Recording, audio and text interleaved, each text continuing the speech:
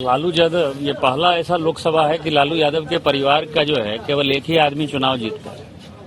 वो अपनी बेटी को जब वो चुनाव नहीं जीता पाए छपरा में, तो उनके बारे में क्या बात करना। राष्ट्रीय जनता दल जो है अपना वजूद खो रहा है और मैं आपको दावा कर सकता हूं कि अगला जो विधानसभा का चुनाव होगा 2025 में राष्ट्रीय जनता दल जो है वो लीडर ऑफ द पोजीशन बन पाएगा कि नहीं बन पाएगा, एक बड़ा सवाल हो। उनकी बात को कितना सीरियसली ले सकते हैं। सर क्या कहेंगे, आज चुनाव जीत के पहली बार आए हैं?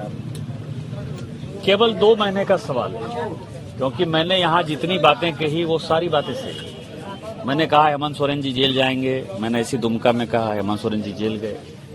मैंने कहा कि सरफराज अहमद राज्यसभा के सदस्य होंगे, वो चले गए। मैंने कहा चंपई सोरेन मुख्यमंत्री होंगे, वो हो गया।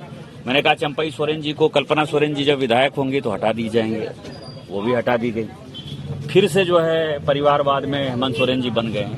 तो मैं आपको एक और भविष्यवाणी कर दे रहा हूं, हर हालत में चुनाव 2-2.5 महीने के अंदर हो जाएगा और नया साल होते होते 2024 समाप्त होते होते यहां भारतीय जनता पार्टी की सरकार बनेगी। और इसके बाद जितना भी उन्होंने भ्रष्टाचार किया है और जिस कारण से उन्होंने तंग किया है, उन सारे चीजों का हिसाब किताब होगा। लेकिन मेरी भविष्यवाणी है, जुलाई आ गया लेकिन बसंत जी नहीं आया। बसंत जी मंत्री बनेंगे कि नहीं बनेंगे उस पर परेशान है ना। सर ये बताइए, चंपई सोरेन के साथ जो हुआ क्या कहेंगे? देखिए क्या है कि झारखंड 2 पठार से बना, छोटा नागपुर और संथालपट्टी।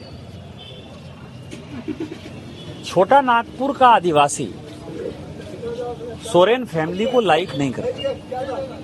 वो मजबूरी है, पॉलिटिकल मजबूरी है, एक झारखंड पार्टी के नाते, आदिवासी के नाते वहां पार्टी है। लेकिन पार्टी के जो नेता हैं, यदि आपको ध्यान हो तो गुरुजी मुख्यमंत्री रहते हुए ही तमाड़ का चुनाव जो है वो हार गए थे। मुख्यमंत्री चुनाव हार सकता है, ये तमाड़ में हुआ। तो वो जो अर्ध में उनको छोटा नागपुर के आदिवासी के ऊपर भरोसा ही नहीं है। तो उनको ये लग रहा था कि चंपई सोरेन शायद मुझे अगले चुनाव में जो है पटक देगा, या अगले चुनाव में छोटा नागपुर के इतने विधायक आ जाएंगे कि मैं विधायक दल का नेता भी नहीं बन पाऊंगा, क्योंकि सत्ता तो जानी ही है। इसलिए चंपई के ऊपर विश्वास था और उसको हटा दिया उन्होंने। चंपई का हटना दुर्भाग्यपूर्ण है और छोटा नागपुर का आदिवासी इसका बदला लेगा। आलमगीर आलम का जो जांच हुआ लगातार है, आपको पता है कभी भी पार्लियामेंट में मैंने कहा था कि आदिवासी की राजनीति करने वाले जो लोग हैं 36% से आबादी घटकर 26% हो गए। लैंड जिहाद चल रहा है, बांग्लादेशी घुसपैठिया जो आ रहा है, जो माननीय प्रधानमंत्री जी ने बार बार कहा कि वो लैंड आदिवासी से शादी करके बांग्लादेशी मुसलमान उसमें बस रहे हैं, उस पर कब्जा कर रहे हैं। इसको माननीय झारखंड उच्च न्यायालय ने, सुजीत नारायण प्रसाद की खंडपीठ ने जो है इसको संज्ञान लिया है। रघुवर दास जी के समय हम एनआरसी लागू करना चाहते थे, उसके लिए भी चिट्ठी हमने लिखा है। और मुझे लगता है कि माननीय उच्च न्यायालय ने जो कुछ भी किया है, न्यायालय पर हमारी आस्था है। जैसे आज ही हम कोर्ट से बरी हुए हैं, तो मुझे लगता है कि एनआरसी लागू जल्दी से जल्दी संथालपट्टी में होगा। सारे बांग्लादेशी घुसपैठियों को हम खत्म करेंगे, चिन्हित करेंगे। कम से कम नहीं भी कुछ तो हमारे संज्ञान में 20,000 आदिवासी ऐसे परिवार हैं जिनके साथ मुसलमानों ने शादी की है और उनके जमीन पर जो है उन्होंने कब्जा कर रखा है।